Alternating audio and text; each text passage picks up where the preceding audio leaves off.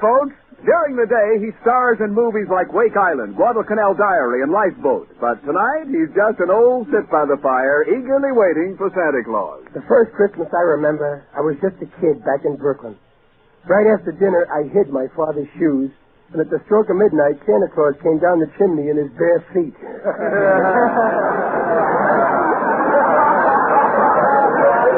American Meat Institute presents William Bendix in The Life of Riley.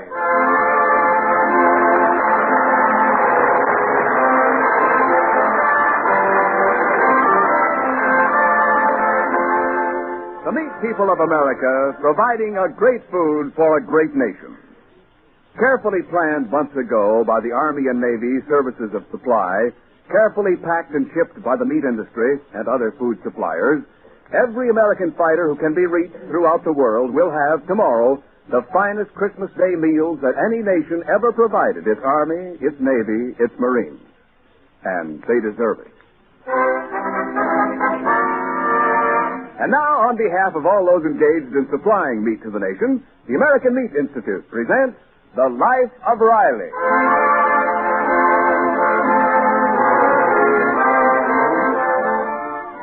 Well, you all know the old nursery rhyme, 'Twas the night before Christmas and all through the house not a creature was stirring, not even a mouse. Well, that doesn't go for the Riley house on this Christmas Eve. There's plenty stirring there. Things began to pop when Riley arrived home from the Los Angeles aircraft plant where he works with some news that his wife and daughter found a little upsetting. What? You mean to say you invited that Roswell Stevenson here for Christmas? What possessed you to do a thing like that? Well, the reason is... But, Dad, that little Zip Roswell will ruin our whole Christmas. The last time he was here, he almost burnt the house down. Well, the reason is... And remember when Roswell hit you on the head with a horseshoe? He said it was for good luck. And still you invite him here on Christmas Eve. Well, why? Well, the reason is... Honest, Riley. Sometimes you do the craziest things. Well, stop moving your mouth like a goldfish. Oh, the least you can do is tell us. Don't just stand there.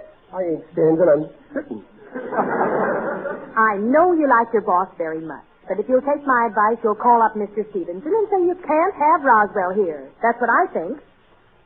I was brought up to believe that all babies were brought by the stork. I was wrong. The girls must come by parrots. Now,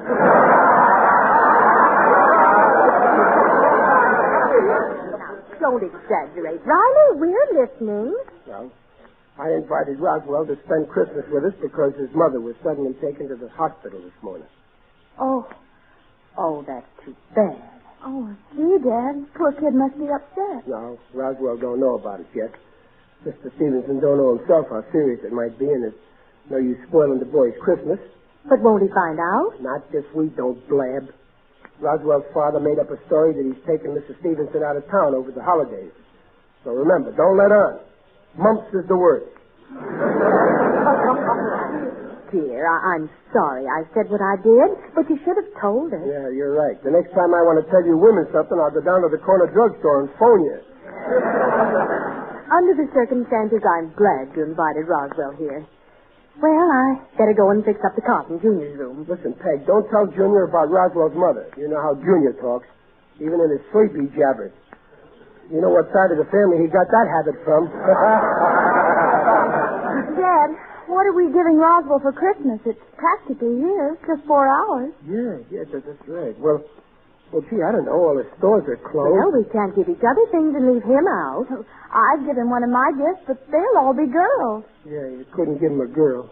I mean a girl's gift. I know what to give Roswell. Where's Junior? Oh, he'll be home soon.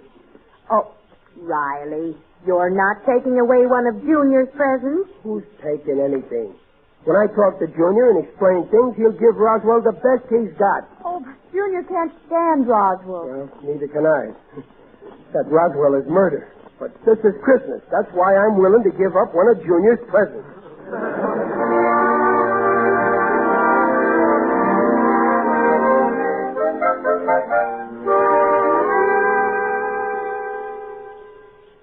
So you see, Junior, at Christmas time, it ain't what you get that makes you happy. I know, Pop. It's what you give that makes you happy. So this year, I'm going to make you happy by letting you give something to somebody you like. Who is this somebody I like? You like Roswell Stevenson, don't you? I think he's a goon. Junior, that ain't the right spirit. On Christmas, you gotta like all the goons. And give him presents. I gotta give Roswell one of my own presents? Now you're getting the idea. Well, I got a better idea, Pop. If it makes people so happy to give, let's make Roswell happy by letting him give me something. I don't seem to be getting my message across so good. Look, Junior, how will it look Christmas morning, our arms loaded with presents, and poor Roswell sitting in a corner twiddling his empty thumbs? Okay. Yes. Okay, I'll give him something. But what? Well, now you're talking like my own boy. Now listen, Junior. You know that little model racing auto that you asked me to build for you? Gosh, Pop, did you make it on the level? Yeah. You know how for the past 3 months I've been going bowling every Monday night? Yeah? Well, I haven't. I've been working on that model racer over at Greasy Beaster's garage. Really, Pop? Yeah. Gee, that's swell of you. Gee, I don't know how to thank you. Well, you're getting too big to kiss me. But we can shake hands. What's it like, huh, Pop? Well, I don't want to go into any detail because it's a surprise, but it's got everything that a real automobile has got. Tires, headlights, bumpers, license plates, no gas. Oh, how big is it, Pop? It's 2 feet long. At least you can find a place to park it in Hollywood. Oh, boy, wait till the gang sees that car. Yeah, and Junior, that little car you're getting, you ain't getting. Roswell's getting it on account of you're giving it to him out of the kindness of your heart. Oh, Pop, no, not my special racer. Oh, Pop. Now, Junior, I ain't got no more time to argue. I'll make you another racer. I'll start right after Christmas, but right now you get busy and change the label on that red box there. Make it say, to Roswell from Santa Claus. Gosh, don't I even get credit for giving it up? Well, we don't want him to know it was yours, do I? Now, Junior, you do exactly like I said. And I'm certainly glad you made this decision.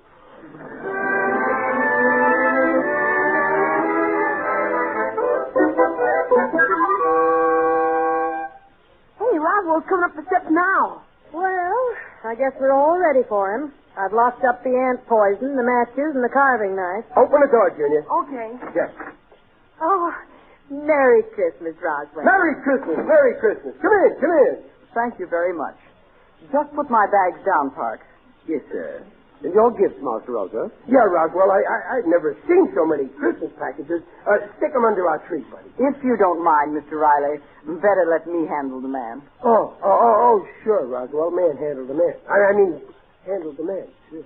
You may take my presents to my suite, Parks. Oh, Mr. Riley, where is my suite? Your suite? That's in Junior's room. It's the cot near the window. A cot? Oh, very well. Parks, pile my presents in Junior's room. I shan't require them until I leave. Oh, but Roswell, you'll want to open your presents on Christmas when we open ours. I hope we're not going to have a lot of nonsense about this matter of Christmas, Mrs. Riley. Personally, I've outgrown it. Now, that's no way to talk, Roswell. Look at Santa Claus. He's got a beard and he ain't outgrown it. Now, if someone will please show me to my quarters. Yes, right this way, Roswell. Parks, you may draw my bath. Mr. Riley, you have a tub? No, that's just the way I'm standing.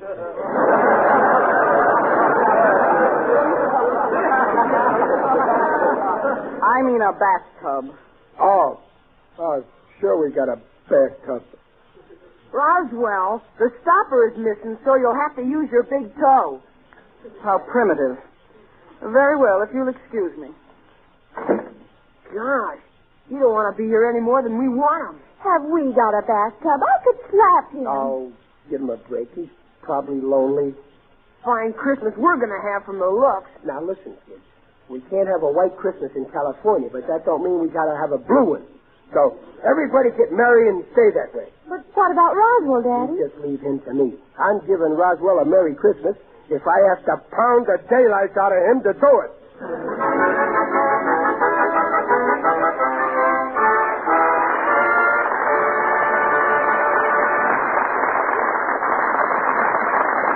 We'll be back with the Rileys and their very difficult house guest in a moment. This is Ken Niles speaking this Christmas Eve for meat. There have been 178 American Christmas Eves since 1776. Most of them have been Christmas Eves of peace. Some have been Christmas Eves of war. There was a Christmas Eve at Valley Forge. There was a Christmas Eve in 1917. And on this Christmas Eve, too, hearts all over the nation are tense and expectant. For the red of this year's Christmas holly once more blends in many American homes with the red of service flags. At this time, the American Meat Institute and the livestock producers and farmers wish to leave only one short message with you. It is this. Our meat people pledge their hearts and hands to furnish all the meat needed and the best meat possible to our fighters on land and sea and in the air. That is the duty of America's meat people, and that is their pledge. And now back to the life of Riley with William Bendix as Riley.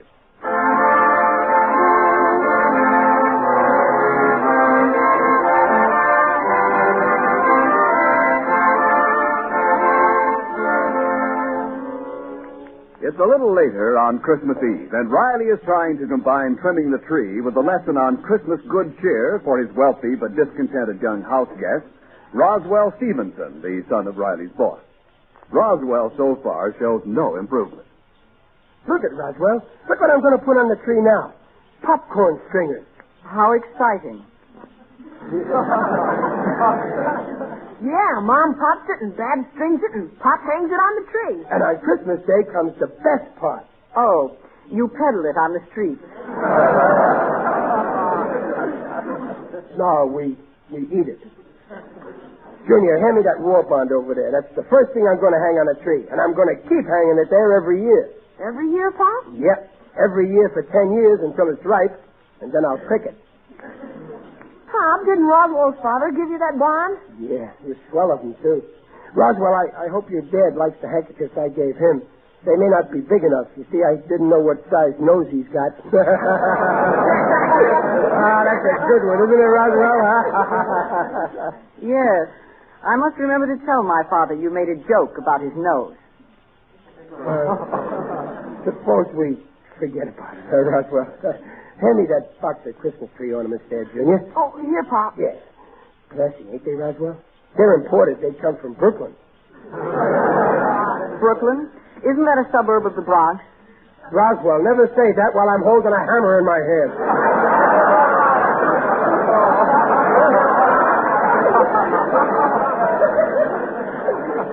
Don't forget, I'm a member of the BPLA. And what, may I ask, is the BPLA? The Brooklyn Patriots of Los Angeles.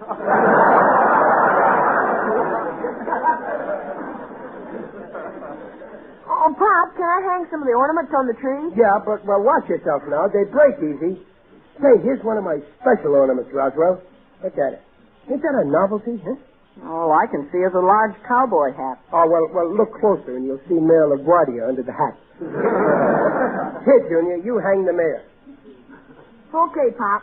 Oh, what's now, Roswell? Let's see now. What do we have next? Junior, look what you done. You dropped it. Do it again, Junior. That was fun. I didn't drop him, Pop. He kind of exploded right in my hand. Junior, it's bad enough you broke it without you having to make up a story. Mr. Riley, Junior can't help it if he's clumsy. It just seemed to slip through his fingers. It did not. Junior, don't be contradicting Roswell when he's standing up for you. I tell you, it kind of exploded. Oh, come now, Junior. You were careless. Admit it. Mr. Riley, let Junior hang another ornament. It'll restore the lad's confidence. No, I'm not going to take any more chances. I'm hanging the next one so it'll get done right. Be careful, Pop. 15 years I had them ornaments, and they never exploded on me. All you got to do is be careful. You show him how it's done, Mr. Riley. Yeah, now what, Junior? You see this glass apple? Yeah. First, I tied this apple on the tree. Okay? Now I'm letting go of it very carefully. There. See?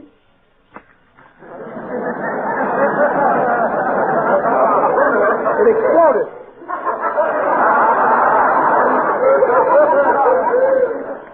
Look, I got glass apple sauce.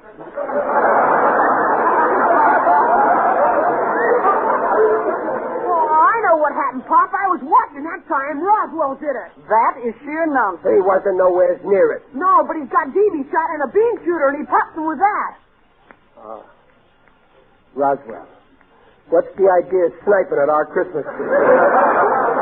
It's long past my bedtime, Mr. Riley. I think I'll retire. Roswell, come back here. Roswell, I'm giving you your choice. Either you come back here or I'm going to... Before you finish your sentence, Mr. Riley, may I remind you that my father is your boss and no man is indispensable? Now, what were you about to say? I was just going to say either you come back here or else do whatever you was going to do. Before I so rudely interrupted, help me pick up the glass, Junior.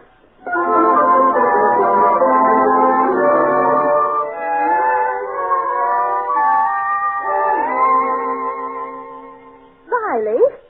Oh, here I am. I'm just finishing the tree. What's the matter? Did you know Roswell's been phoning to Sun Valley? Sun Valley? You mean that place in Idaho where people go skidding? Skiing. Long distance just called and said the charges on the call to Sun Valley are $6.50. $6.50? For one phone call? If he wants to call up valleys, let him call the San Fernando Valley. It's only a nickel. He also called Palm Springs, Arrowhead Springs, and Murrieta Springs. Listen, I ain't working 12 hours a day to make Alexander Graham Bell rich. I won't stand for it. I'll... Hello? Hello, sir. Hot Springs. Well, wear asbestos pajamas.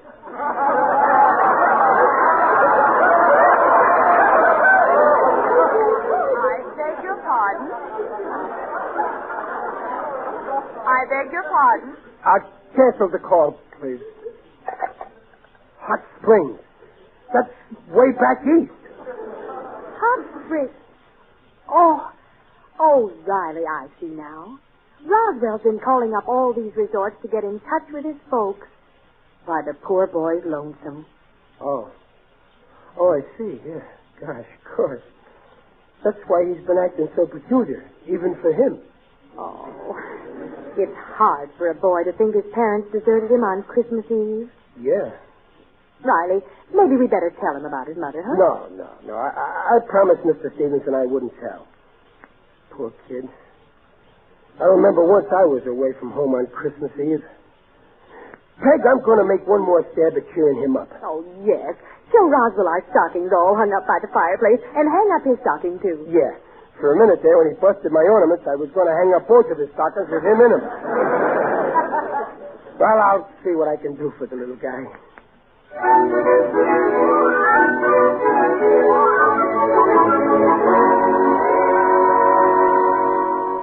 Okay, now, Roswell, that place in the middle of the row is where you can hang up your stockings, right next to my tree.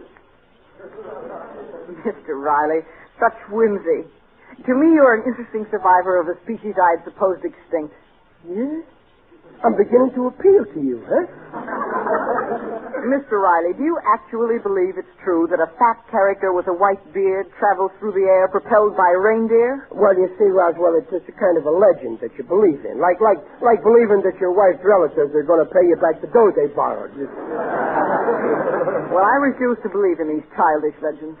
Roswell, I can see you're a septic. You know, a fellow by the name of Dickens once wrote a story about Christmas, and in it there was a character just like you. His name was Stooge. Scrooge. Yeah, Scrooge. Well, this Scrooge didn't believe in Christmas either until... Wait a minute. I'm going to read you this story. It'll do you a world of good. Well, if you insist, Mr. Riley. I got the book right here. A Christmas Carol. The story starts like this. Old Marley was dead. One moment. What is the relationship between Miss Marley, alleged to be dead, and the character Scrooge, whom you claim I resemble?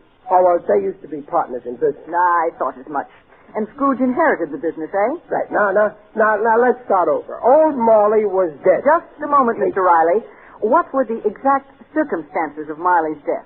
Well, I don't know. Dickens don't say. And if Dickens don't know, how the Dickens should I know?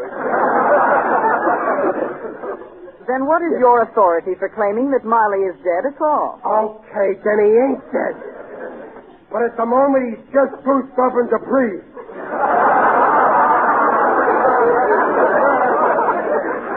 Anyway, what do you care how Marley died?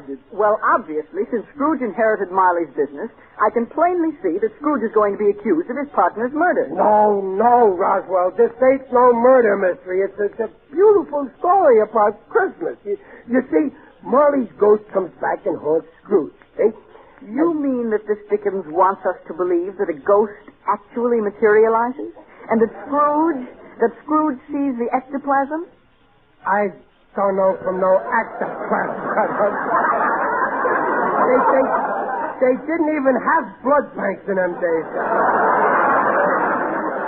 Listen, Roswell, look, instead of reading you a Christmas carol, I'm going to do like Marley's ghost did with Scrooge. I'm going to take you all around town and show you how other people do at Christmas. Indeed. Yeah. Only instead of flying through the air like the ghost done, we're going to ride on buses, which is even more frightening.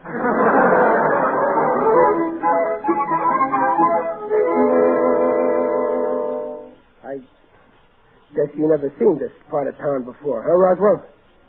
I don't want to see it now. I brought you here to learn something. You've been feeling sorry for yourself and lonesome. I guess you got plenty of reason. But these people are really lonesome. Dan's got to be awful shy on real friends before he looks for company down here on Skid Row. But even down here, they're getting ready for Christmas. Look in this place. It's a church. A church? It's nothing but an old store.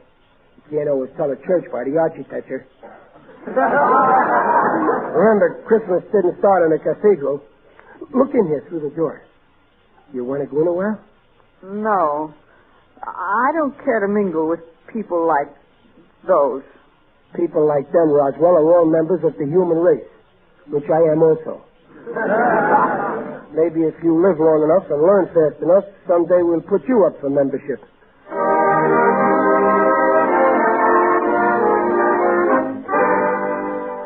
Okay, Roswell, take a gander down this street. That's quite a sight, ain't it? See all them push carts lined up? What junk. Yeah, but cheap, Roswell. And people who can't afford no better buy their Christmas presents off them carts. Sometimes they spend the last money they got so somebody won't go without nothing for Christmas. Look at the old man buying a toy, that guy in the raggedy coat there. I suppose some child will consider that toy quite amusing. Some kid will think it's wonderful. Wait a minute. He can't buy it. He ain't got enough money even for that. Probably costs a nickel too much. Mr. Riley, quick. Let's buy the contents of that push cart and lower the prices. Call that man back. He won't get far away. But that's quite an idea, Roswell. And I wouldn't wonder if you just hadn't bought yourself the biggest bargain that ever come off a push cart. You just bought a piece of Santa Claus.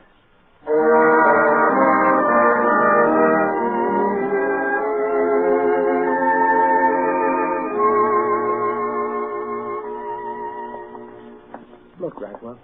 See that lighted up window with the Christmas candle burning in it? There's a star in the window, too. Yeah. Stars on a service flag. I know the folks in there. They used to have a boy at home to help them keep Merry Christmas. Tonight, they don't know just where he is or when he'll be coming home. But they don't tell each other they're worried, and they keep the Christmas candle burning so that no one will think they're downhearted. You want to rest a while, Roswell? We could sit on this park bench here. All right. Mr. Riley, you've shown me some interesting places tonight. Did you have a reason for coming to this park? Well, yeah, Roswell. I guess it's time I told you something. Maybe I oughtn't to, but I got a hunch it's the right thing to do. Listen, your father ain't out of town having a good time, Roswell. He isn't? He told you that so as not to spoil Christmas for you. But I think you'd be happier taking your share of the trouble. Is my father in trouble? Oh, where is he? Where is he? You see that bench near the sidewalk? Under the streetlight. See the fellow sitting in it, all hunched over? That's your father. Why? What's he doing there? Where's my mother? He's waiting for news about her. That building there across the street, that's a hospital. You mean my mother's in there? No. Take it easy. This is where you either add to your pa's trouble or help him carry the load. Mr. Riley, I want to go to my father and help him wait. I'll be all right. And I ought to be with him. Yeah, go ahead, Sonny. We'll be glad to see you. You're okay, Roswell. I always figured you was, even though you was working so hard to hide it.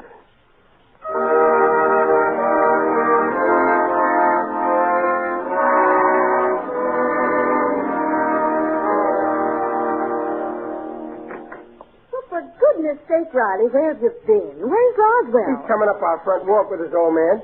He found his father? Well, they kind of found each other more ways than one. Listen, Peg, I got swell news. Mr. Stevenson is going to be okay. We just heard. Oh. So I made him come back here with me now. Oh, isn't that nice? Oh, come in, Mr. Stevenson. I've just heard the good news. Hello, Mrs. Riley. Wonderful, isn't it? Here, Dad, take this chair. It's been quite an ordeal for my father, you know. Yeah, but it's okay now. It's going to be a Merry Christmas for everybody now. Hey, let's light up the Christmas tree, huh? Oh, it won't light, Daddy. We tried everything. It just won't light. It won't light. Well, it's got a light. I wired it myself. Oh, pardon me. Maybe this will help you. Roswell, what's that you took out of your pocket? The fuse to the Christmas tree lights. Roswell, Babs, let's put this back in the fuse box so that we can light the tree. Hey, what's going on? We're starting Merry Christmas, Junior. Give Roswell that present you got for him. No, let me give you one, Junior. Here's a big package that says to Roswell from Santa Claus. I want you to have this, Junior. Gee, thanks, Roswell. Gosh, Pop, that's the racer I was giving him. Don't say nothing. Give him something else. Roswell, I hope you like turtles because here's what I got today. Merry Christmas. A live turtle? Junior, it's just what I wanted. Merry Christmas. Oh, listen to the bells. It really is Christmas. Merry Christmas, Dumpling. Oh, the same Merry to you, Christmas, dear. Mr. Stevenson. Merry Christmas, Junior. Merry Christmas, Dad. Merry Christmas, Roswell. Merry Christmas, Mr. Riley, Riley. why are you opening the window? I want everybody to hear what I'm going to say next. Come on now, all together, everybody. From everybody in our house to everybody in your house. Merry Christmas!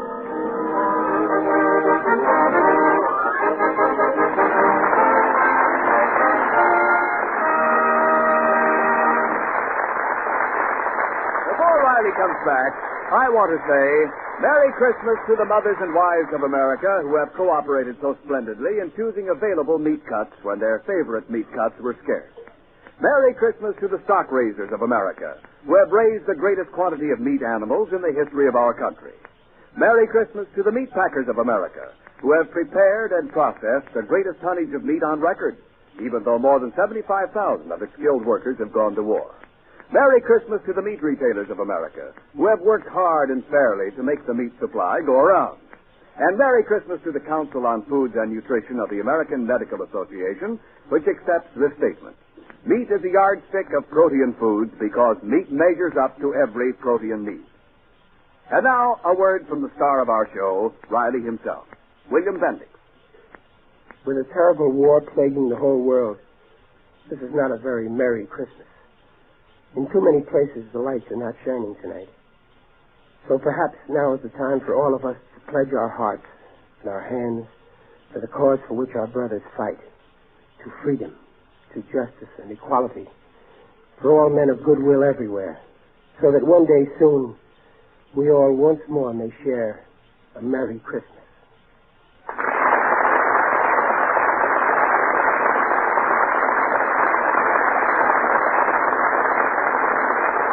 Of Riley next week at the same time. Riley throws a New Year's Eve party with hilarious results.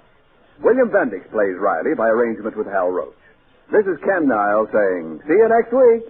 And don't forget, stay tuned to the Blue Network for Keeping Up with the World, which follows immediately. This is the Blue Network. 7:30 at KECA, Los Angeles. Transcribed. Your signal dealer gives the best of service for your car to keep it running smoother and help it outlast the war. Cars last longer, service signals play, so change to friendly signal dealer starting in today.